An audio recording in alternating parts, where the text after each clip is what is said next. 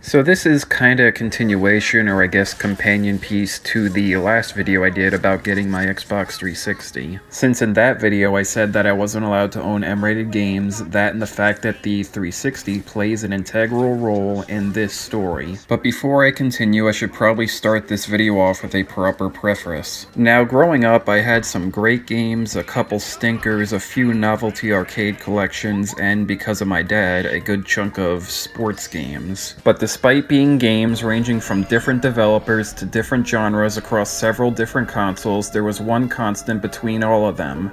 None of them went beyond the T for Teen ESRB rating. I had nothing truly hard-hitting in my small collection, so instead of GTA,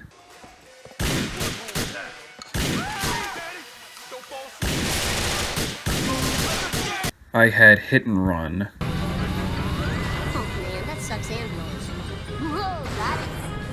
Instead of Call of Duty,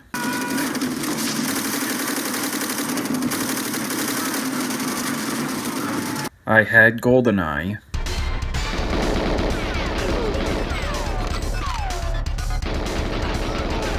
And instead of Battlefield,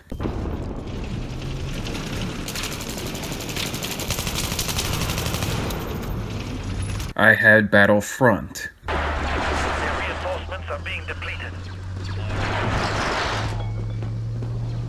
We've captured a command post.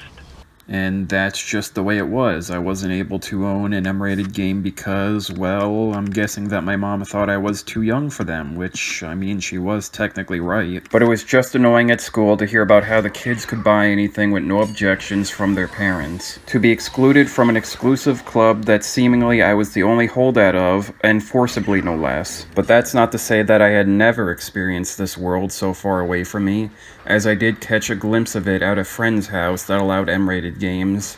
Well, all of them except for Grand Theft Autos. There, I would end up playing both MW2 and World at War, and although I wasn't really intrigued in the former, I was in the latter, as he showed me its Nazi Zombies mode, and I was both intrigued and terrified, although I never told him that second part. We had played both Nacht der Untoten and Verrückt, and I remember that we had to mute the TV when playing the latter since the characters talked and cursed in that map.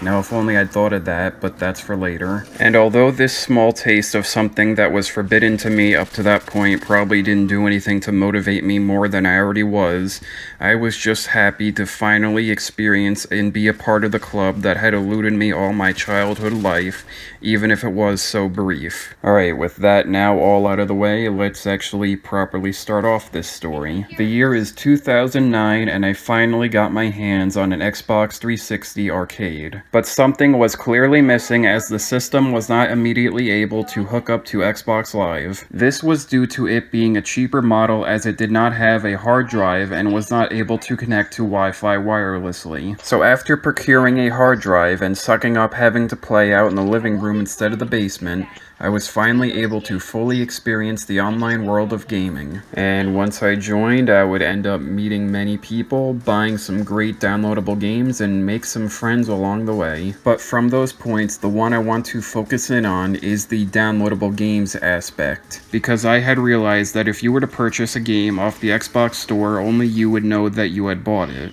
Or at least I should say that this is true if you bought it with Microsoft points and not your parents' bank or credit card. So my brilliant plan was to get a 1600 Microsoft point card, which was the equivalent of $20, and buy the cream of the crop of M-rated games, GTA 4.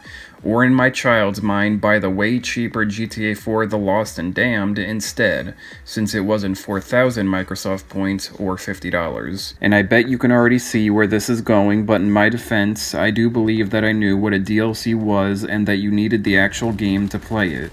I just thought that this wasn't a DLC, but I guess instead its own game. But regardless, after pulling off what I had thought was the heist of the century, I waited for the game to download, and when it was done, I went to try and play it, and of course, I wasn't able to. And since this was long before the ability to refund a digital product, on Xbox at least, I was essentially just stuck with a game that I couldn't play. And not only was I saddened because of this, it also made me more determined than ever to get an M-rated game, as well as rectify this botched transaction. And to do so, I did something that only a kid can get away with, which was cry, bitch, and moan to my mom until she broke down and just let me buy a physical copy of GTA 4. And this would end up working since she didn't want to hear me whine about it anymore, that and she probably had felt sorry for me since I did unknowingly waste my money. And no, the irony is not lost on me that I managed to achieve this by pulling probably the most immature move in all of my life. So that's what happened. I went to GameStop, bought it, and brought it home, and I was finally able to experience my first truly adult product. And I would end up having the time of my life, riding around Liberty City, doing the missions in the game, causing chaos wherever I went. It was fun to finally be a part of the club and see what I've been missing out on all these years, but this would end up being short-lived since I made the mistake of playing it in the living room with the volume on, and because of that, my mom hearing and seeing the vulgar brutality of this game made me return it. And that's actually how the story of my first M-rated game ends. I flew too close to the sun and burned myself pretty hard. So then what happened next? Did I actually have to wait until I was 17 until I could buy another one? Well, actually no. Weirdly enough, despite being forced to get rid of my first M-rated game, the floodgates were now essentially open, as after this incident, I remember no objections from my mom on anything that I bought after this. I was finally able to have free range on what games I wanted. And without these restrictions in place anymore, I was finally able to buy and experience many great games such as the GTA trilogy for PC, Call of Duty World at War and Black Ops, Dead Risings 1 and 2, Left 4 Dead 1 and 2, Max Payne 3, Red Dead Redemption, Halo 3, Fallout New Vegas, and many, many more. And yes, that also includes a digital copy of GTA 4 as well as its other DLC, The Ballad of Gay Tony. And that's, I guess, the end of the story. So then I guess that brings up the question of why did I tell you this story?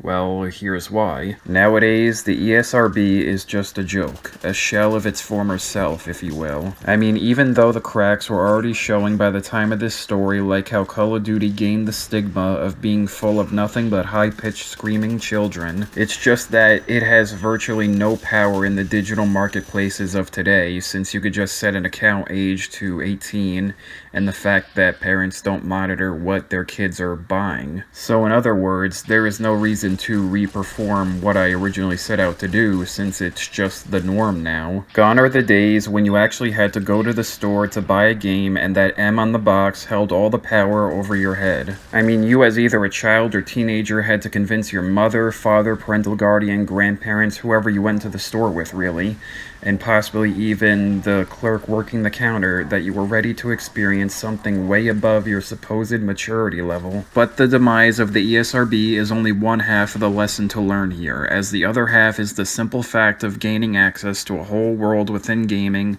that had eluded me up to that point. Being able to discover great titles, both old and new, some of which that would end up becoming some of my favorite games of all time. And that's basically my point, that it would suck to be robbed of such quality games like I was just because you weren't old enough yet. You know, kinda like being denied access to a roller coaster due to being too short. But just like how those height measurements are in place for our safety, the same is true for age ratings, and despite them holding no real power in today's gaming landscape, I doubt that they will ever disappear. No, the ESRB will stick around and continue to issue these warnings that will no longer be heeded, as they truly are nothing more than just a remnant from a bygone era.